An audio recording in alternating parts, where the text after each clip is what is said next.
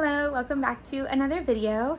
Today's video I thought would be a little different because it is October 1st, which is the start of the 50th anniversary for Walt Disney World. And if you know already because you saw my intro video, or maybe you've heard me mention it in my other videos, I worked at Walt Disney World for about 15 years, close to 15, just shy, I guess, of 15 years. So, in honor of the 50th anniversary, I have my mouse ears on today. I have a mountain of laundry that needs to get folded. And I have my small fry in her crib playing on the other one. And the other one's just finishing up lunch.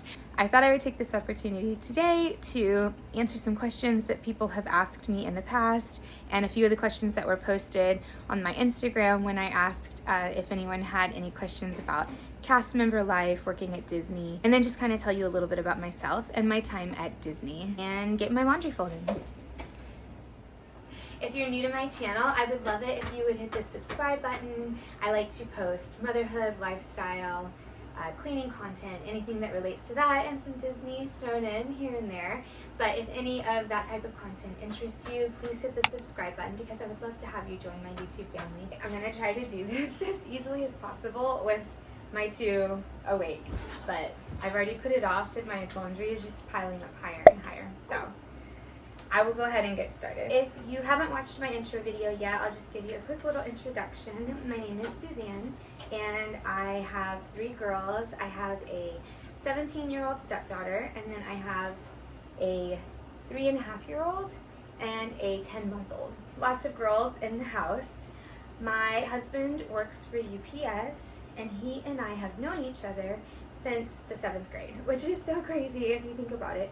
I actually had a massive crush on him when we were kids, like serious crush, like writing his name with my name with his last name on our school books and stuff. It was intense. We reconnected, and then we just started talking, and the rest is kind of history. So it's kind of crazy that happens, but life can work out that way at times. He works for UPS. He works driving the semi-trucks. What's really nice is on the weekends we get all of our time together, and that's really, really special. So we always plan meals to eat and things to do, and that kind of makes up for it during the week when we don't really get to see each other so much. That's kind of a little rundown of me. We live in Florida, but I'm actually from Orlando, Florida. We don't live in Orlando, Florida, but I'm from Orlando, and I was born and raised in Orlando. My dad worked at Disney on opening day in 1971, and he stayed there until I think 1978. So when I was a kid, I knew my dad worked at Disney, and we used to go to Disney, not all the time, but we would go every now and then. And because when you live in Orlando, you actually don't go to Disney as often as people think that you would. So we would go every now and then, and it was always really special, and I always knew that I wanted to work at Disney. So when I graduated high school, I moved in with my mom because she had her house in Orlando still, the house where I grew up. I moved in with her, and then in May of 2002, I started out in attractions. And when they asked which attractions I wanted to work in, I wasn't really sure. There was a few options. I could have worked in Fantasyland or Tomorrowland. I can't remember what else was available. I think Main Street. They had a couple things to do. But I wanted to work in Tomorrowland because that's where my dad worked, and I just kind of wanted to follow in his footsteps. So I started working out at the Buzz Complex, which is what they called it. But it was pretty much the Buzz Lightyear ride, Carousel of Progress, and the Tomorrowland Transit Authority, which now is called the People Mover, I think. I don't know. It goes back and forth with the names. But those are the rides that I worked at, and it was so much fun. And I really enjoyed doing it. So I did that for about 6 months, and then I became a trainer, and I got cross-trained at Space Mountain, and then I got cross-trained at the Speedway. So eventually I learned all of the rides. I was able to operate all of the rides in Tomorrowland. And I was also a facilitator, so I taught classes for new cast members that were hired, and that was really fun. But after a while, I kind of just wanted to do something different, even though I really enjoyed what I was doing. So I saw that they had auditions for character performers, and they were advertising it just in the newspaper. And then internally we saw things around saying they were looking for entertainment and performers. So I went to 2 different auditions, and I did not get chosen. I don't know if you've ever been to an audition before, but I thought, while I'm folding the laundry here, I would try to fill you in a little bit how they go without giving too much integrity. I don't really want to spoil the magic for anyone. If you didn't know from my video, when I did my intro video, I did tell everyone that I was able to be friends with Cinderella and Sleeping Beauty, which is just Disney slang. That's what we say when we keep the magic. To fill you in a little bit on how a character audition goes, you pretty much just show up. You definitely want to wear comfortable clothes because you will be moving. You're not just auditioning for the non-costume roles, you're also going to be auditioning for costume characters too, because you do both when you're a performer. So you definitely want to wear something that's going to be comfortable and that you can move around in.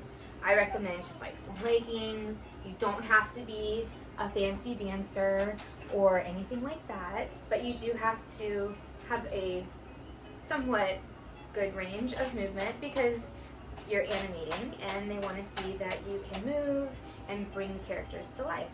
So you definitely want to make sure you wear comfortable clothes so that you can accomplish that while you're doing your audition. Once you get into the building, they will give you a number. They measure you because a lot of the roles are split up by height ranges, which I'm pretty sure you could probably figure out. So you'll get a number and they'll measure you and write down your height. And then they split you up into groups and you get called by your number into the audition room, which is just a really big room, like a dance looking room, in one of the rehearsal facilities out at Disney. And then you just learn the little routine that they teach you, and it starts off with an animation because they want to see how well you can move and animate and bring the roles to life.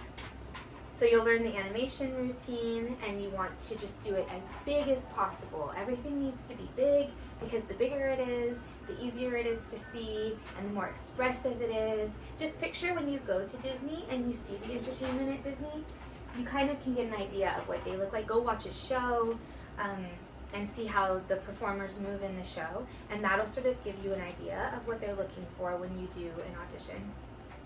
So you want to make everything big, and they will give you something to act out. So it'll be you're at the beach, and you can think of an activity to do at the beach. And when you animate that activity, you want to do it as large as possible. So if you're building a sandcastle, you want to build the biggest sandcastle you can imagine. Or if you're, what's another good beach? Playing volleyball, just any kind of beach activity, or whatever might go along with, if they say you're in the circus, then you can think of what performers in the circus do and make that really, really big. So whatever you can do just to make it as big as possible, that's what you want to aim for. So you'll do your animation. They usually give you like a couple minutes to act out whatever your animation is. And then when it's done, you'll go into the routine that they teach you. It starts off easy, little dance routine. Then it gets progressively harder because they want to see what your skill level is when it comes to dancing. If you can just do the basic movements and that's it, then that's fine. You might be considered for these things, but the harder the dance gets, if you can do the harder and harder routines, then you might be able to be considered for more roles, like certain parade roles or shows where the routines require a fair amount of dancing or animating. So the best thing you can do is just do the best that you can. If you mess up, keep going, because if you just stop, they'll notice that. So I think if I had to give any advice when it comes to auditions, it's go big. Whatever you decide to do, just throw your whole body into it. Wear comfy clothes. If you want to put on a little bit of makeup, you can. Then just have fun. And I'm saying this because I also used to work auditions when I was a trainer. I was able to work the auditions as well. So I've seen quite a few auditions over a 14-year period.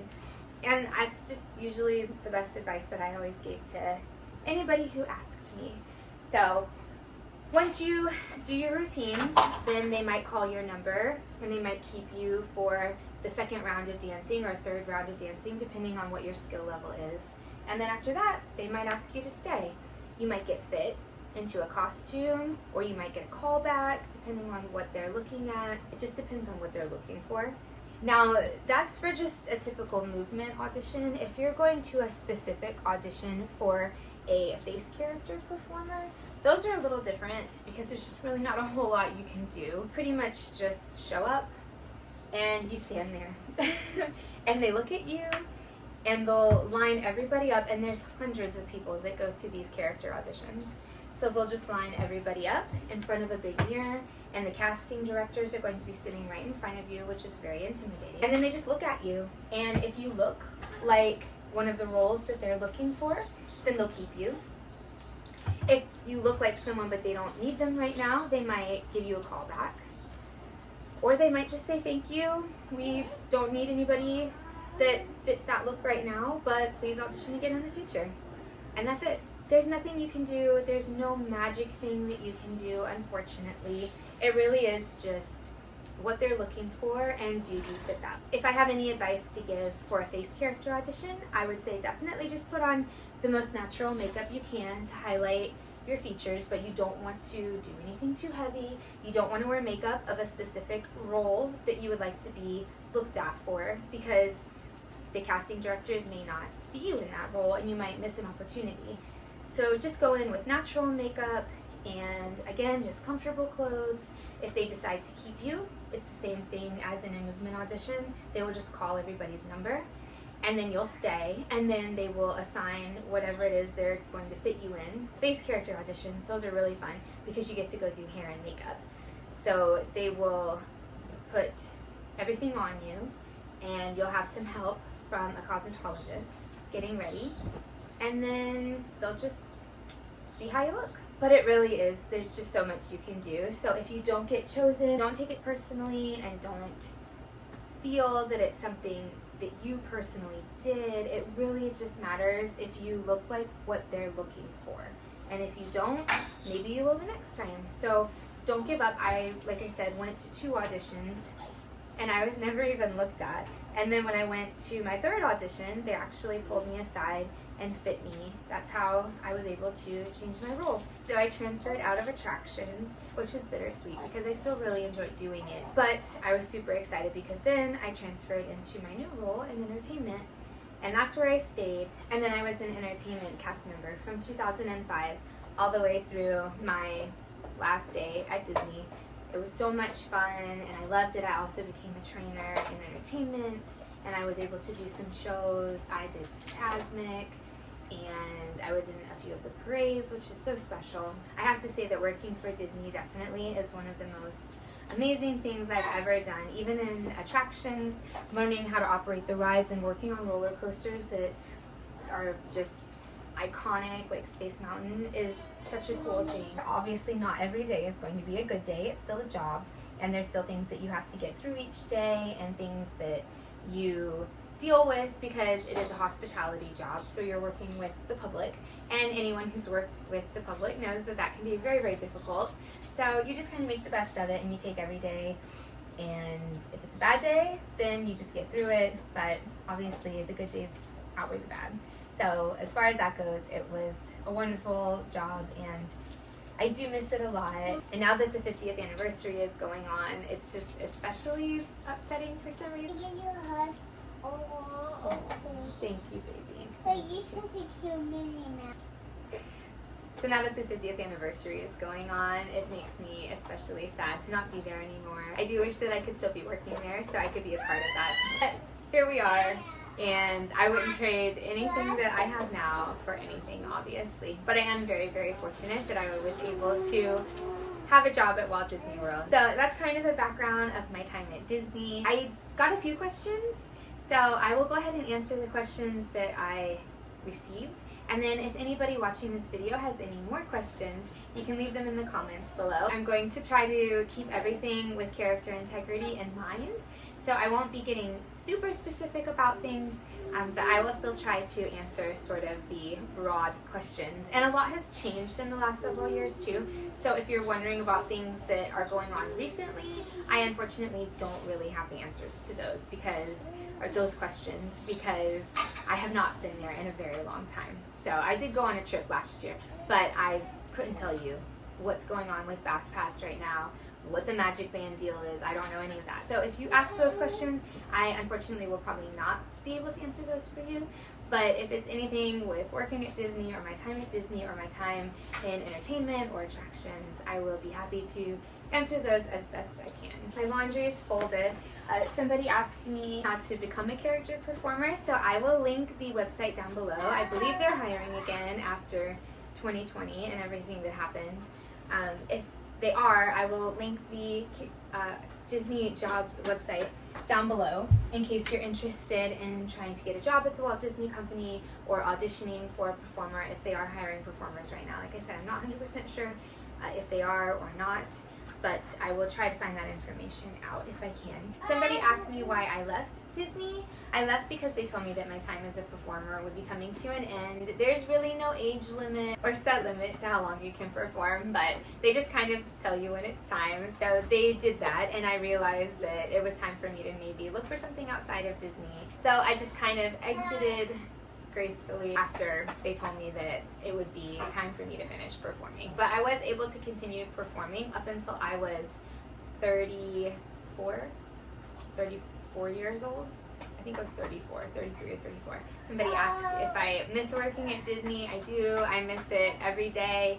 You take it for granted when you're there, but now that I have been away from it for so long, I would give anything for just one more hug or one more interaction. You don't really notice how much you're going to miss those things until you don't do them anymore. And I wish I would have not taken as many days for granted as I did, because I honestly didn't think I would be missing it as much as I do. Somebody asked me if you get tired of going to Disney, if you work at Disney, you get to get in for free. At least you did back then. I think the rules are different now. When I worked there, you were able to get in for free to any park unless it was a blackout date, which didn't happen too often. But you end up going quite a bit. There are days when you get tired of it. I wouldn't necessarily say you get tired of it, but you don't enjoy it as much as you would if it was a vacation where you don't go often and then you get to go out. Like if I was to go tomorrow, I think I would go with a completely different mindset than I did when I worked there for so long, because you do just kind of take it as something like just a daily thing that you can do or a weekly thing. You do take it for granted a lot more when you work there than being away from it and being able to go back to it. I had somebody ask me if we get ready ourselves, and the answer is yes. I won't go into a whole lot of detail about that whole process. But basically you learn what you need to do, and then you're responsible for doing it. Cosmetologists are around to help you out if you need it, but for the most part, you really have all the materials and everything that you need to get it done yourself. Someone asked me what you like doing better, if you enjoy doing costume character or face performer role, and I enjoyed both. I also got to be very close friends with Pluto and Mr. Smee and Mrs. Incredible and a couple other random friends. So I'd say it's just kind of what you're in the mood for that day. Sometimes you're in the mood to perform on that side of things, and then sometimes you're in the mood to perform on the other side of things. It's obviously hot in Florida in the summer, so depending on what your role is for a particular day, you're going to be hot and you will sweat a lot.